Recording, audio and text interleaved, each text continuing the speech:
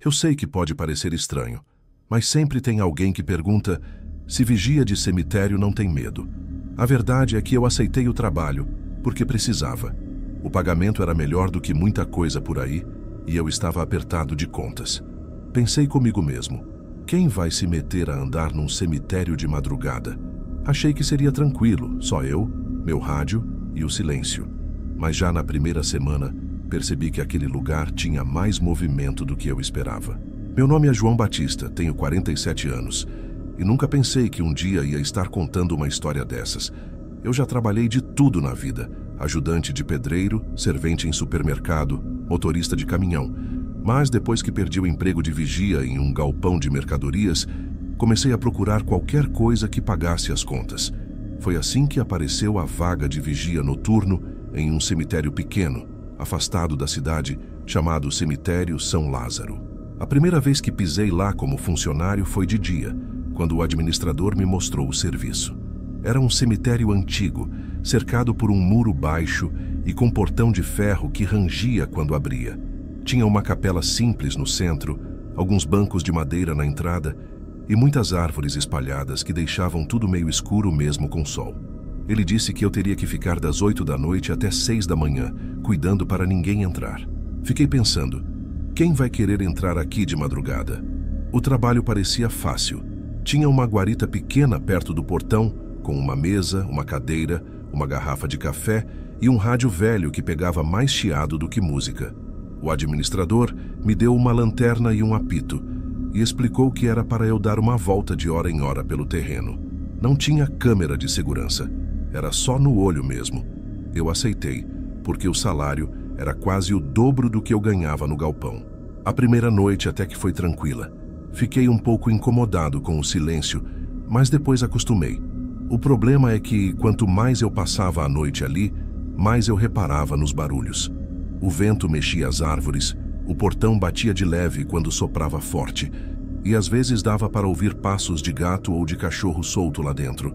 Só que tinha momentos que parecia diferente, como se alguém estivesse andando mesmo, devagar, entre as covas. Eu iluminava com a lanterna, mas não via nada. E foi assim que começou minha rotina como vigia. Noite após noite, sozinho naquele lugar.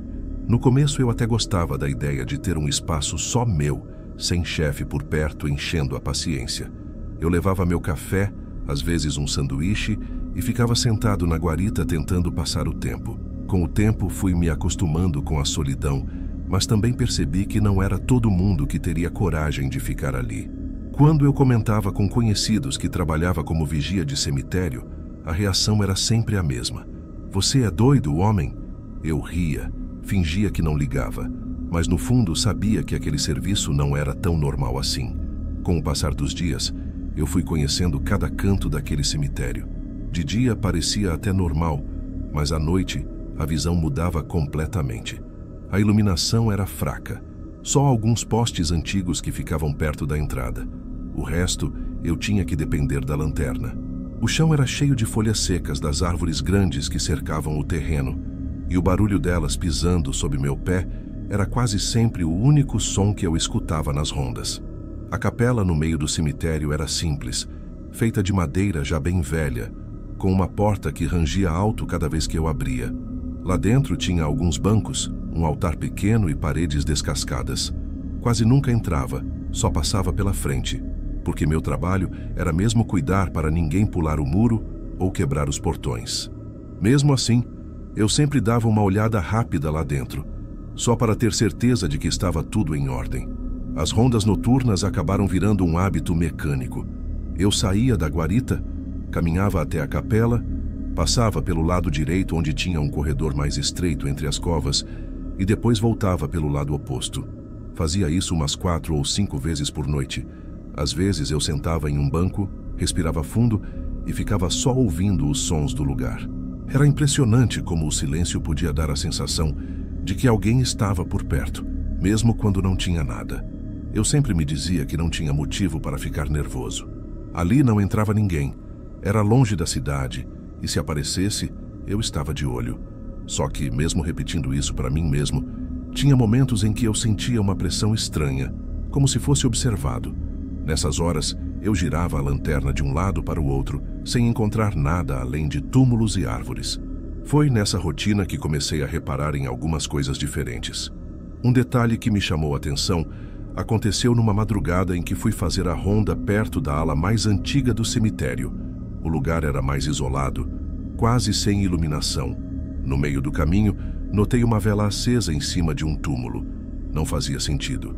Eu sabia que o portão estava trancado e ninguém tinha entrado depois de mim. No início, pensei que talvez algum familiar tivesse deixado a vela acesa de dia e ela ainda estivesse queimando. Apaguei com a mão, achando que era só coincidência.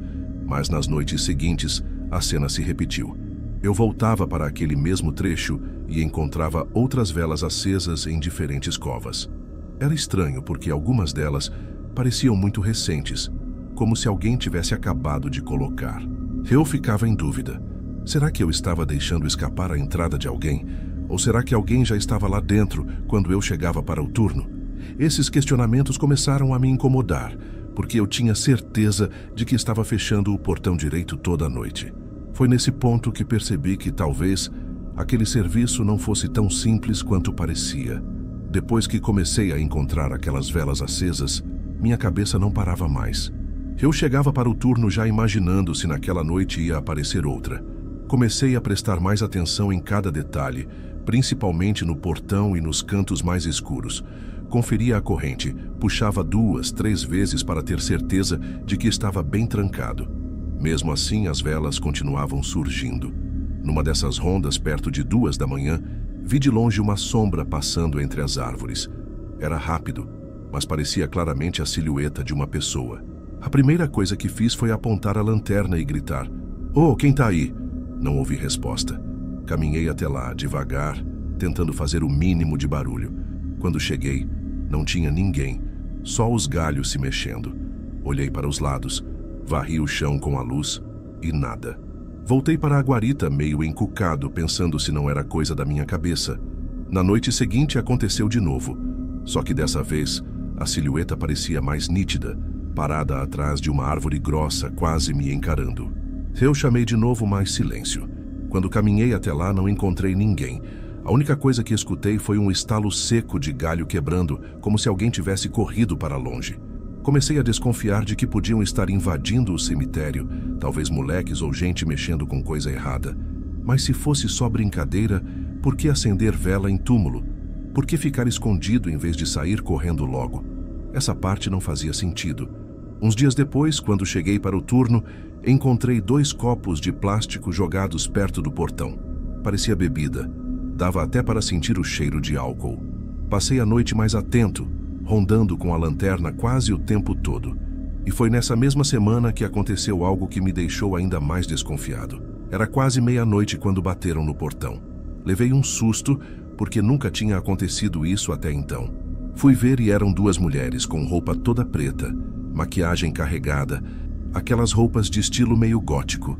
Uma delas pediu para usar o banheiro da capela, dizendo que não aguentava mais. Achei estranho, porque o cemitério não era lugar de passeio.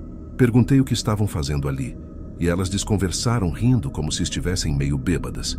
As 2 começaram a falar comigo de um jeito esquisito, rindo alto, perguntando se eu não tinha medo de ficar sozinho ali, e logo passaram a fazer insinuações, tentando me provocar.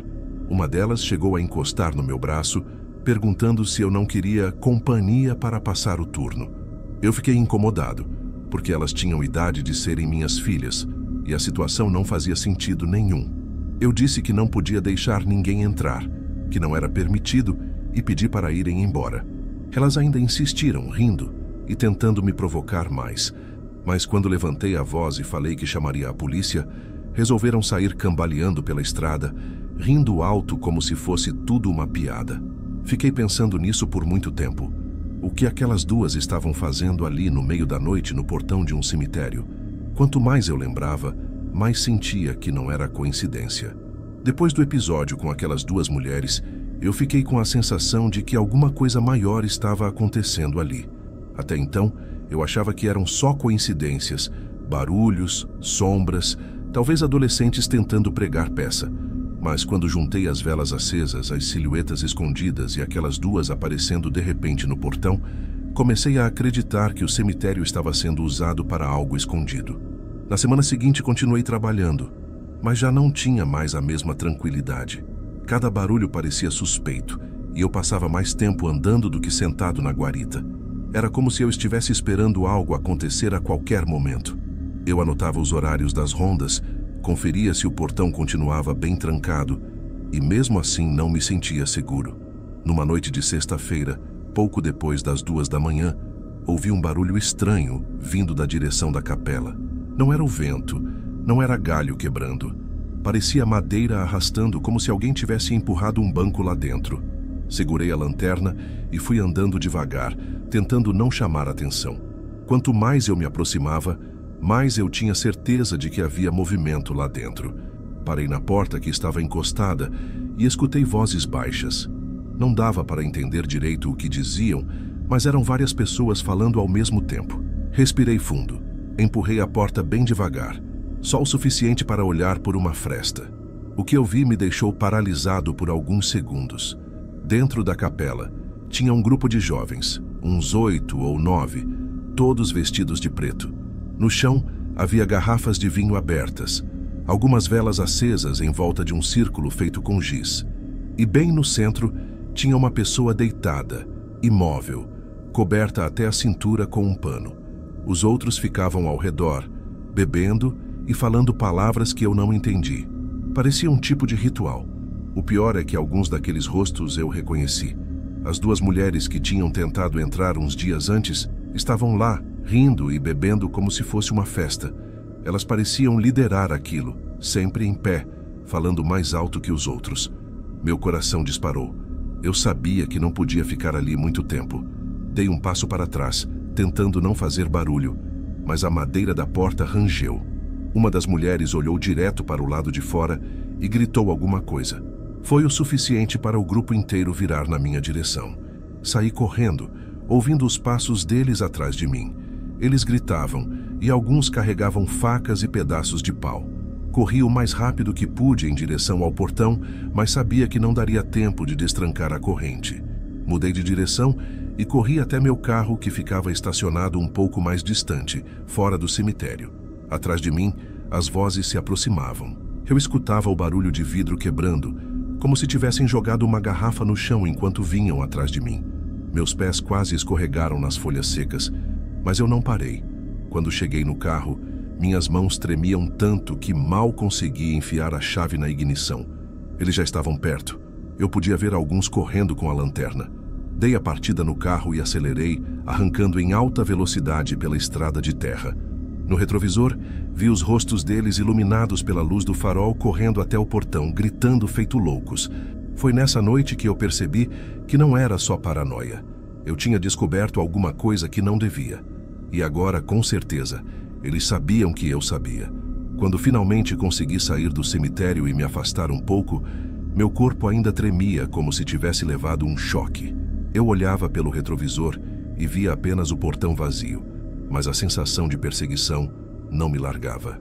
Meu coração batia tão rápido que parecia que ia sair pela boca, e cada som da estrada de terra me fazia virar a cabeça, esperando ver alguma sombra atrás do carro. Dirigi sem rumo por uns 15 minutos, só tentando me acalmar. Liguei para a polícia assim que deu para pegar sinal no celular. Expliquei o que tinha acontecido e onde eu estava. Eles pediram que eu ficasse parado e que não tentasse voltar para o cemitério. Enquanto esperava, me sentia aliviado, mas também com medo do que poderia acontecer se eu tivesse sido mais lento ou se o carro tivesse travado na entrada. Quando os policiais chegaram, eu os levei direto para o cemitério. O grupo ainda estava lá, mas agora sem o ritual acontecendo. As 2 mulheres que tinham me provocado estavam sentadas no chão, com os outros jovens em volta. Eles pareciam bêbados, confusos, sem a mesma energia agressiva que tinham mostrado antes.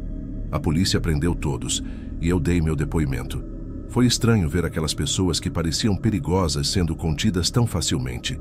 Depois disso, voltei para casa exausto, mas sem conseguir dormir.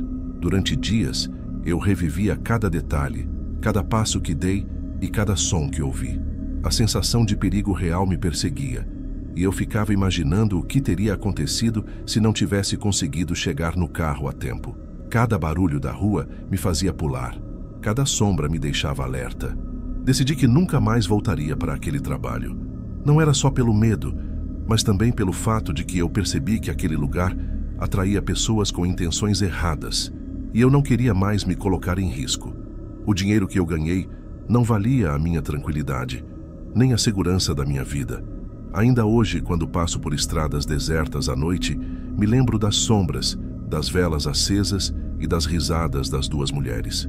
Eu não sei exatamente o que eles estavam tentando fazer, mas sei que não era algo simples ou seguro. Aprendi de um jeito difícil que alguns lugares, mesmo parecendo calmos durante o dia, escondem perigos que só aparecem na escuridão. E mais estranho ainda, por muito tempo depois disso, sempre que penso naquele cemitério, sinto como se alguém ainda estivesse me observando, mesmo a quilômetros de distância. É uma sensação que não passa, algo que ficou grudado na minha mente. Nunca mais aceitei outro trabalho noturno sozinho, e toda vez que alguém me pergunta se vigia de cemitério dá medo, eu só lembro da noite em que corri pela minha vida e agradeço por ter conseguido sair de lá com vida. Gostou do relato? Comente de que cidade está assistindo e se inscreva no canal. Agora vamos continuar com essas histórias arrepiantes.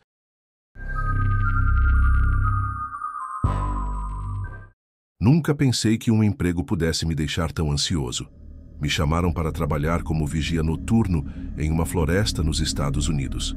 Um amigo que já trabalhava lá falou que era tranquilo, mas também me avisou que os últimos não aguentaram muito tempo. O salário era bom demais para ser ignorado.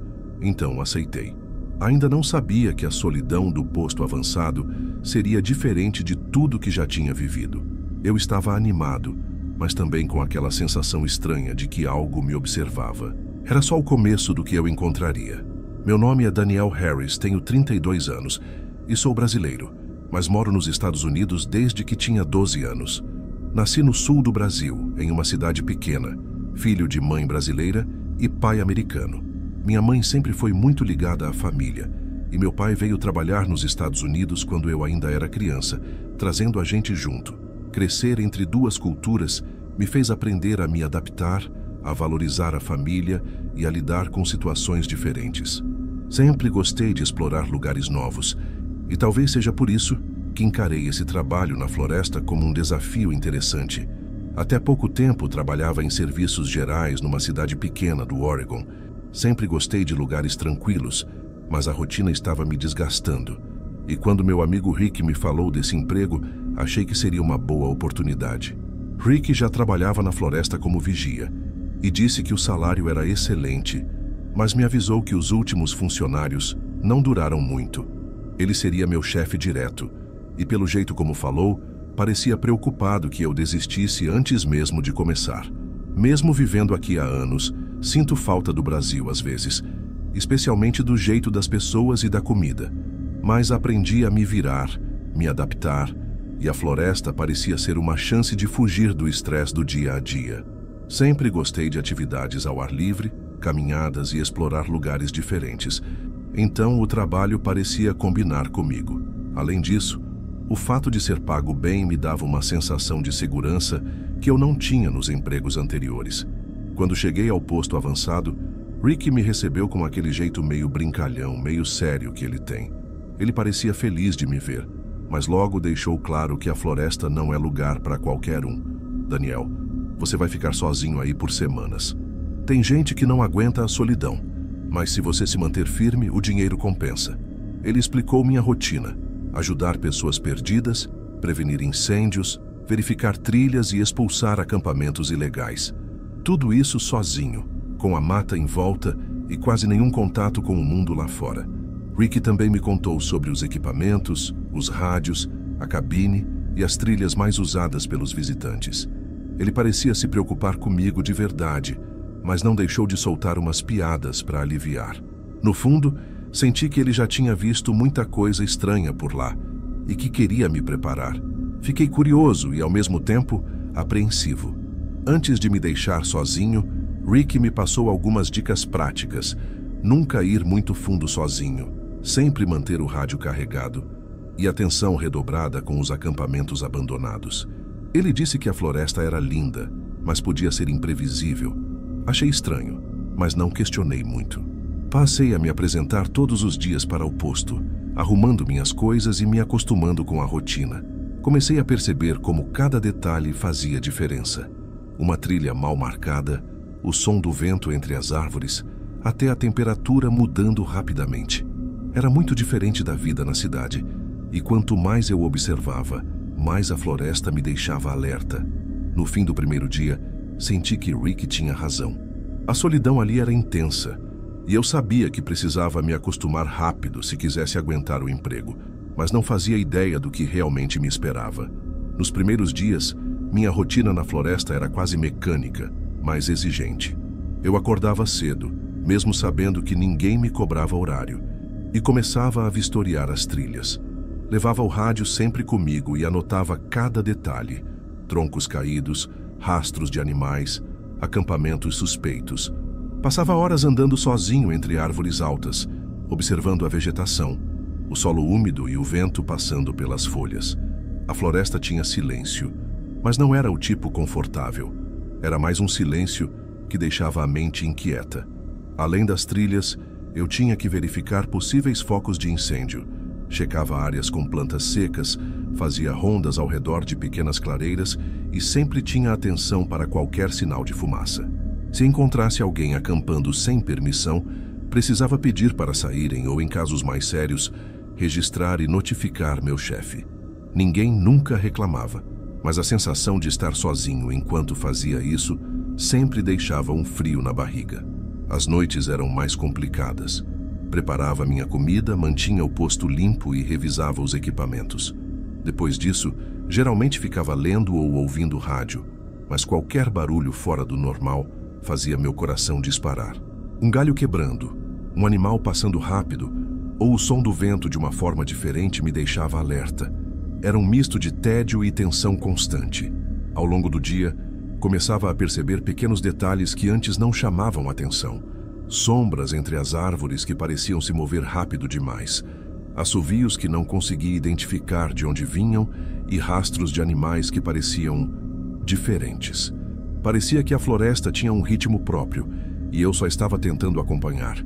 Mesmo com o isolamento, tentava manter contato com Rick pelo rádio.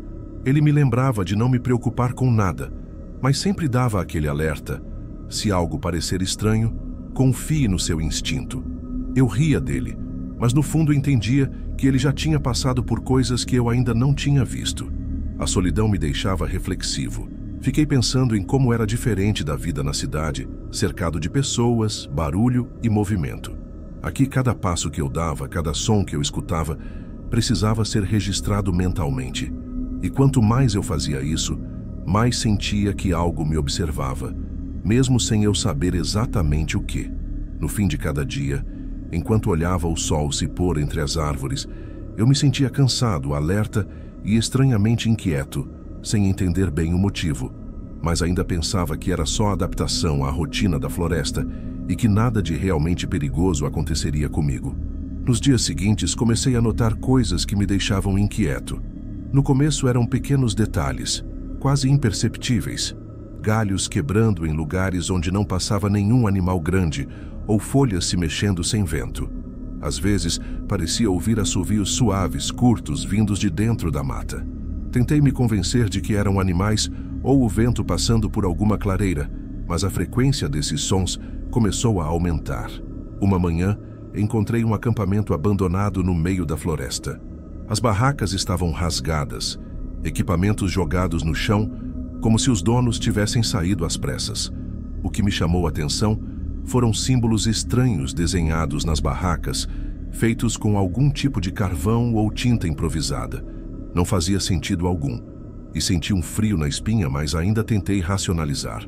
Talvez fossem algum tipo de brincadeira ou ritual de grupos que frequentavam a floresta. Em outra trilha, notei uma poça de sangue. Não parecia muito grande, mas estava fresca o suficiente para deixar meu estômago embrulhado. Olhei ao redor procurando algum animal ferido, mas não vi nada. Por instinto, tirei fotos para mostrar a Rick, mas no fundo, queria não ter encontrado aquilo. Cada vez mais, minha sensação de estar sendo observado aumentava. Durante as rondas, comecei a perceber vultos entre as árvores. Eram rápidos e sempre sumiam antes que eu pudesse ver direito. Pareciam figuras humanas, mas nunca conseguia distinguir nada com clareza. Em algumas noites, ao acender a luz do posto, pensei ver alguém se movendo longe, entre a vegetação, mas quando olhava direto, não havia nada. Mesmo assim, tentei manter a rotina normalmente. Verificar trilhas e inspecionar áreas de risco de incêndio, expulsar acampamentos ilegais. Tudo parecia normal aos olhos de quem não conhecia o lugar. Mas eu sentia algo diferente, um peso no ar, um alerta constante que não podia ignorar. Comecei a relatar pequenas coisas para Rick pelo rádio, mas ele sempre minimizava. Daniel, essas florestas têm ecos e sombras o tempo todo. É melhor você não alimentar essas histórias, senão não vai durar muito tempo nesse emprego, igual aos outros. Eu tentava confiar nele, mas minha própria experiência me dizia que algo estava errado. E aos poucos, percebi que os sinais estranhos estavam ficando mais frequentes. Não eram apenas detalhes isolados. Tudo parecia conectado, mas ainda não sabia como. A floresta estava mudando diante dos meus olhos e eu sentia que a qualquer momento algo iria acontecer. Depois de algumas semanas, as coisas começaram a sair do controle. Aqueles sinais estranhos que eu vinha notando não eram mais isolados.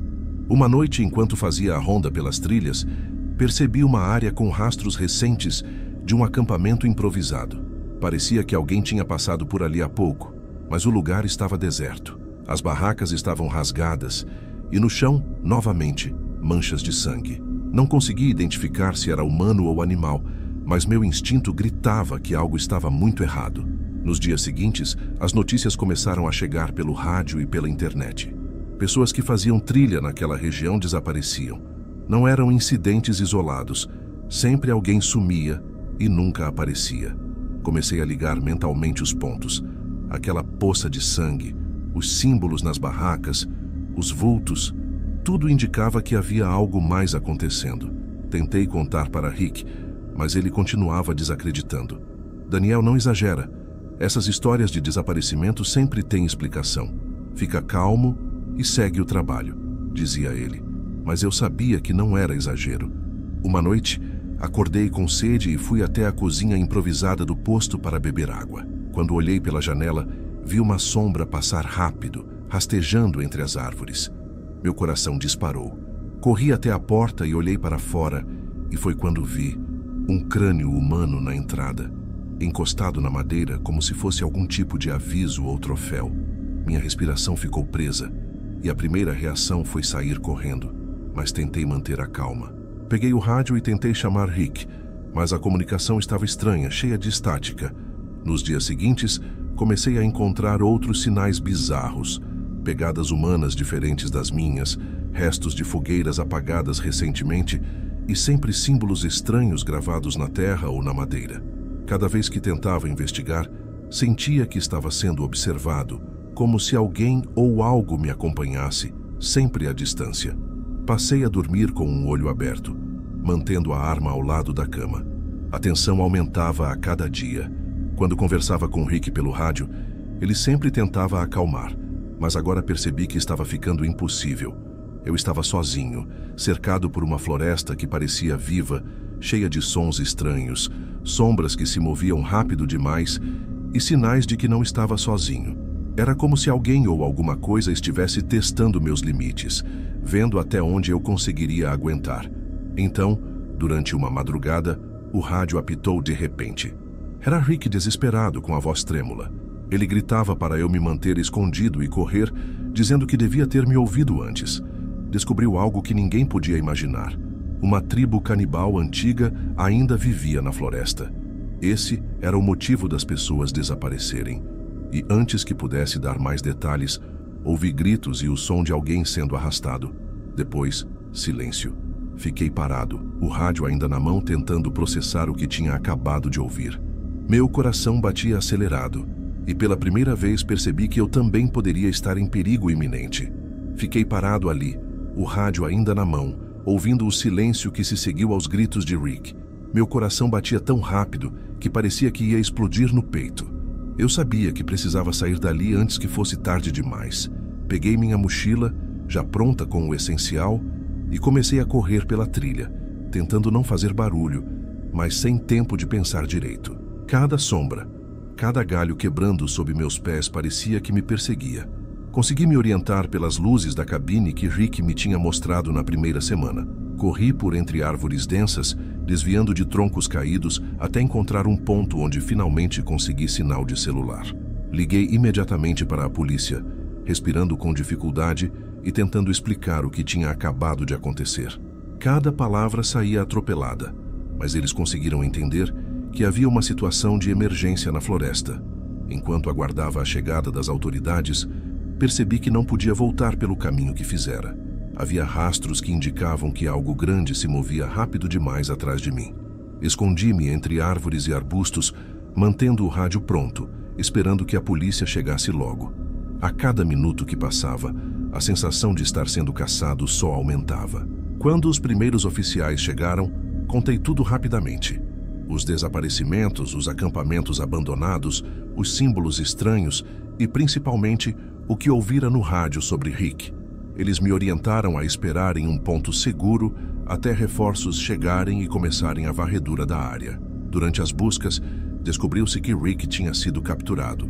Os oficiais encontraram rastros que terminavam em um ponto onde nenhum ser humano comum poderia ter chegado sem deixar sinais. Infelizmente, não houve tempo suficiente para salvá-lo. Era óbvio que ele não resistira ao confronto com aquela tribo que ainda vivia escondida na floresta. O trabalho de investigação durou semanas. Várias pessoas que haviam desaparecido anteriormente nunca foram encontradas. As autoridades confirmaram que a floresta tinha registros históricos de tribos isoladas, algumas com práticas canibais.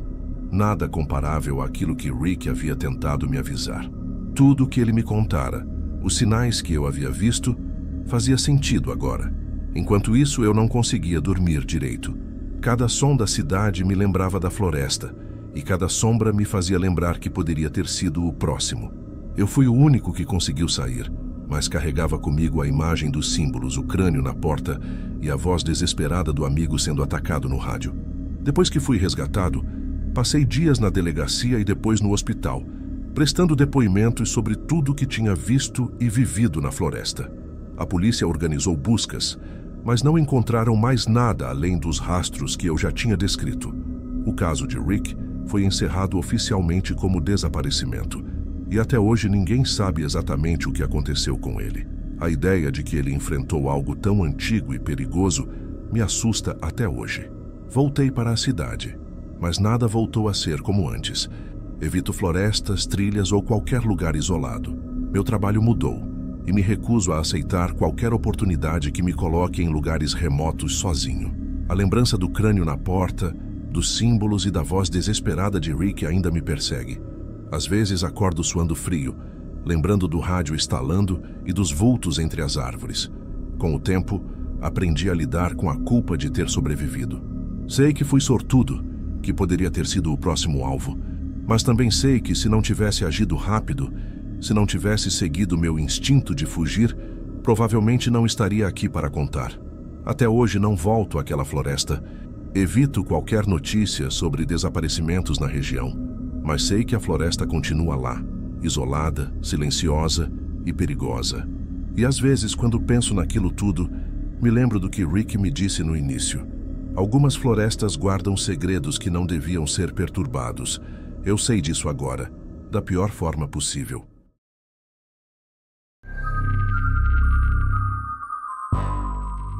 Nunca pensei que trabalhar à noite pudesse ser tão estranho. Eu estava no posto, atendendo como sempre, quando algo chamou minha atenção. Uma van branca que parecia aparecer sempre nos mesmos horários. Não sabia ainda, mas aquilo ia virar meu maior medo no turno da noite. Meu nome é Marlene, tenho 27 anos e trabalho como frentista no turno da noite em um posto de combustível na cidade de Serra Verde, interior do Paraná. Nunca imaginei que esse trabalho pudesse ser tão diferente do que eu estava acostumada. Comecei há pouco mais de um ano, logo depois que terminei um curso técnico. Sempre gostei de trabalhar com pessoas, mesmo que fosse no turno da noite, quando o movimento é mais calmo. Minha rotina era simples: limpar o caixa, organizar as prateleiras da loja de conveniência, abastecer o pessoal que chegava de carro e cuidar para que ninguém saísse sem pagar.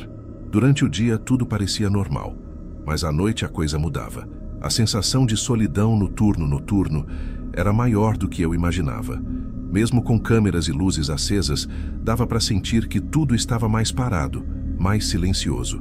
Geralmente, quem trabalha à noite desenvolve uns hábitos diferentes. Eu ficava mais alerta a qualquer movimento. Até o barulho de um carro passando podia me fazer olhar 2 vezes. Aos poucos, fui percebendo detalhes do posto que antes não notava. Cantos escuros, portas que rangiam sozinhas com o vento, o barulho das grades de metal sendo movimentadas pelos clientes. Nada de sobrenatural, apenas coisas comuns, mas que à noite parecem maiores. Minha família e amigos diziam que eu estava exagerando, que era só a mente pregando peças por causa da solidão. Mas eu sabia que a atenção constante era necessária. No turno da noite, a gente aprende rápido a desconfiar de tudo, a reparar em quem entra, como se movimenta e se deixa algo escapar. Era um aprendizado que não vinha nos treinamentos, vinha da experiência diária e da necessidade de se sentir seguro. Trabalhar à noite mudou minha forma de perceber o mundo. O que antes parecia normal durante o dia, à noite se torna estranho, e é impossível não ficar atento. No turno da noite, o posto parecia outro mundo. A luz amarela dos postes iluminava pouco o pátio, e o silêncio da rua fazia o barulho de qualquer carro ou caminhão se destacar. Eu estava sozinha na loja de conveniência, com as portas de vidro me separando da noite. O movimento era fraco. Alguns motoristas paravam para abastecer rápido, pegar um café ou um lanche e voltavam para a estrada. O posto ficava em uma estrada pouco movimentada que ligava Serra Verde a outras cidades menores. Não tinha casas por perto, apenas alguns galpões abandonados e umas poucas casas no final da rua. Às vezes o vento carregava folhas secas e embalagens de plástico pelo estacionamento, e o ranger das grades do portão parecia mais alto do que realmente era. Eu prestava atenção em cada som, cada movimento, para não ser pega de surpresa. Com o tempo comecei a notar padrões. Alguns carros passavam sempre nos mesmos horários, outros demoravam, mas sempre voltavam. Havia um em especial que chamava atenção. Uma van branca que aparecia quase todas as noites. Parava no posto para abastecer e seguia viagem. No começo, achei que era coincidência, mas depois percebi detalhes estranhos. A van ficava parada mais tempo que o necessário. E certa vez, quando passei perto do vidro do posto, ouvi um som baixinho vindo de dentro dela. Parecia um choro fraco, abafado, quase impossível de identificar. Fiquei parada por alguns segundos olhando para a van, mas quando a luz da rua se moveu com o vento, o choro parou. Não tinha ninguém visível, mas aquilo ficou martelando na minha cabeça. Respirei fundo. Tentei me convencer de que eram minhas ideias, que alguém dentro da van talvez estivesse apenas conversando ou ajeitando algo. Mesmo assim, uma sensação ruim me deixou alerta o resto da noite. O turno da noite é cheio desses momentos estranhos. Silêncio demais, barulhos fora de lugar, padrões que só quem fica ali percebe. Naquele dia, percebi que não era apenas a estrada ou o vento que me deixavam tensa. Havia algo naquele carro que parecia me observar, algo que não devia estar ali. Depois daquela noite, comecei a prestar ainda mais atenção nos horários e nos carros que passavam pelo posto. A van branca não aparecia todos os dias, mas quando aparecia, eu sentia um frio na barriga que não passava. Fiquei tentando anotar mentalmente os horários e o tempo que ela ficava parada. Não sabia por quê, mas algo naquele carro parecia diferente de todos os outros. Com o tempo, percebi que não era só a van que me deixava desconfortável. Alguns motoristas olhavam demais, paravam por segundos além do necessário, como se estivessem medindo a loja, observando meus movimentos. Um dia, notei um homem encostado na esquina da estrada, olhando para mim enquanto eu limpava o vidro da loja. Ele se afastou quando percebi, mas fiquei dias pensando se ele estava relacionado à van. O choro dentro da van voltou algumas vezes.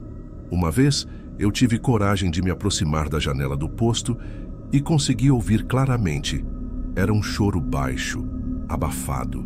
Parecia de mulher, como se alguém estivesse preso lá dentro. Meu coração acelerou e fiquei sem saber se devia ligar para a polícia ou apenas continuar meu turno.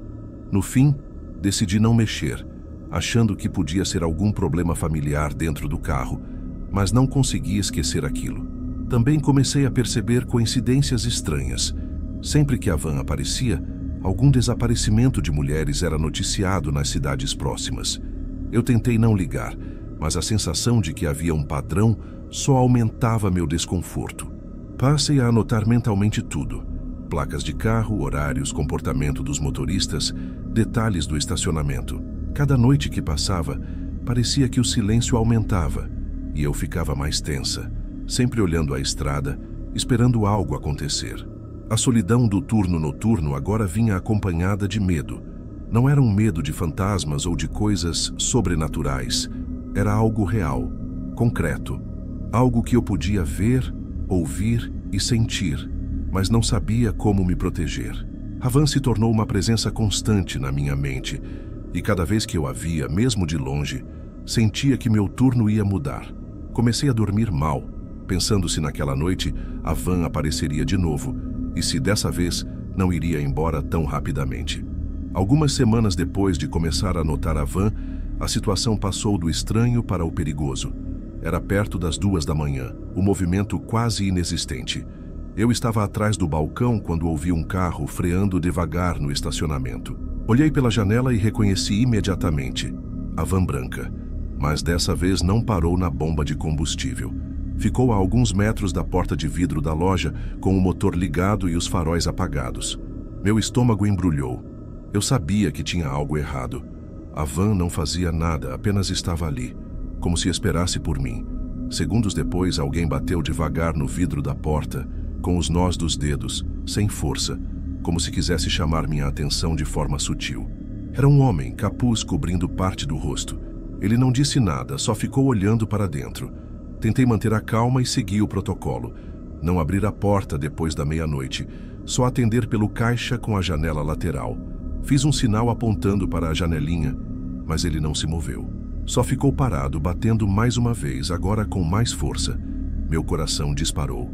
Foi então que ouvi um som abafado vindo de dentro da van. Não era motor nem rádio. Era um gemido fraco, como se alguém estivesse tentando pedir ajuda. Meu corpo inteiro gelou. Olhei rápido em volta e pensei em ligar para a polícia, mas o homem deu 2 passos para trás, como se soubesse que eu estava prestes a fazer isso.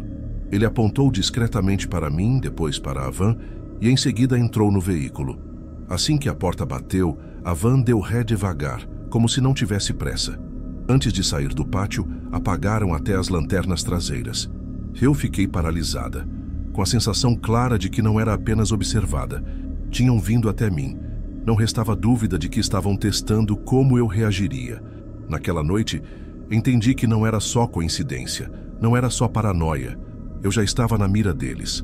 Depois daquela madrugada, eu fiquei em alerta o tempo todo, mas nada me preparou para o que aconteceu alguns dias depois.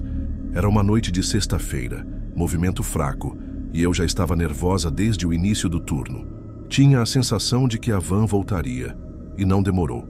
Pouco depois da meia-noite, vi os faróis apagados entrando devagar no estacionamento. A mesma van branca. Meu corpo gelou. Não parei de olhar, tentando mostrar firmeza, mas minhas mãos tremiam tanto que mal conseguia segurar a caneta para anotar o horário. Dessa vez, eles não ficaram dentro do carro. 2 homens desceram.